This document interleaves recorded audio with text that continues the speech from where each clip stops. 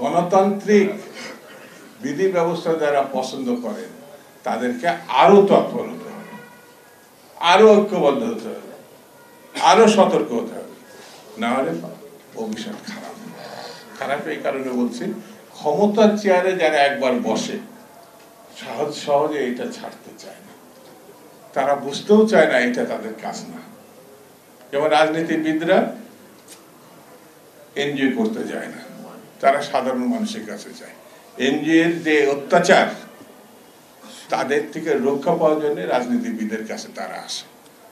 কেউ কেউ গলায় দড়ি দেয়, তারা এত হতাশ হয়ে যায়। কিন্তু রাজনীতিবিদরা একমাত্র বাংলাদেশ শুধু না, সারা পৃথিবীতে স্বপ্নের জাল উঠতে থাকে। কখনো সফল হয়, জনগণকে কখনো সাফল্য দিতে পারে, কখনো নাও দিতে পারে, কিন্তু শেষ বিচারে রাজনীতিবিদরাই দেশ পরিচালনা করে। সেই রাজনীতিবিদ যখন বিচ্ছিন্ন হয়ে যাবে, তাহলে দেশে খুব কঠিন অবস্থা হবে, ভবিষ্যৎ অনিশ্চিত হবে। সেই জন্য রাজনীতিবিদদেরকে যারা ছোট করছে, তারা আসলে স্বৈরতান্ত্রিক ব্যবস্থারই প্রতিচ্ছবি তুলে ধরেছে।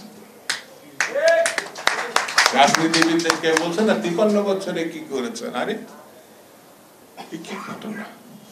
53 বছরে বাংলাদেশ স্বাধীনতা আসছে, রাজনীতিবিদরা করেছে।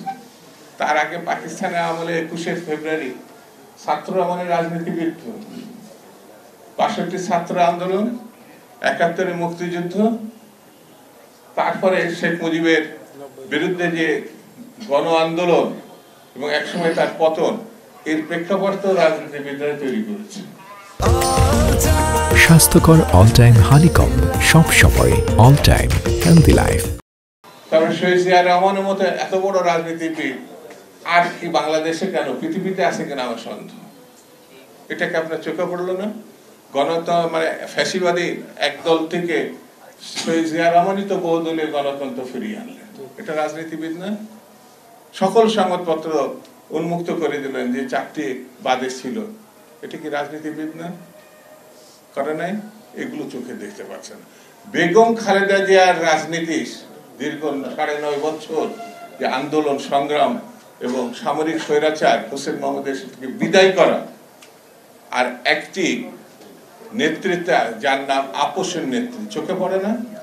বেগম খালেদা এই যে সর্বশেষ একেবারে মৃত্যু পথযাত্রীর মতো তিনি অবস্থায় পড়ে গেছিলেন।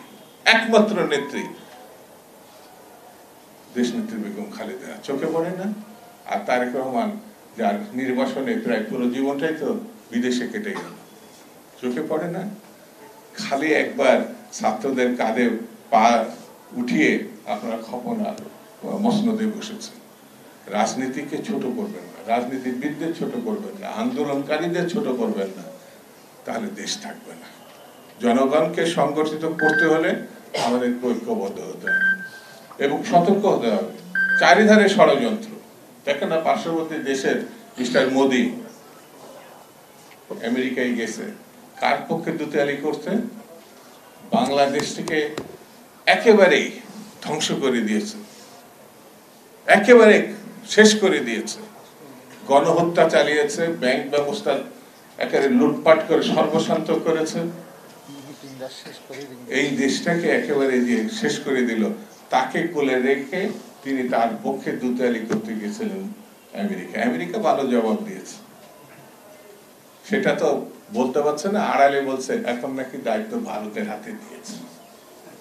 এইসব বাহানা করে কোনো লাভ হবে না। ভারতের জায়গায় থাক, বাংলাদেশের জায়গায় থাক।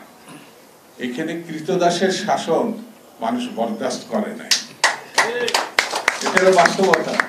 সেই জন্য আমাদের বন্ধু থাকতে পারে, কিন্তু প্রভু তো আমরা গ্রহণ করি না। এটা আমাদের নেত্রীর কথা। তিনি বিদেশে বন্ধু চাইছেন, কিন্তু কৃতদাস চাননি, সেই জন্য কৃতদাস হতে চাননি।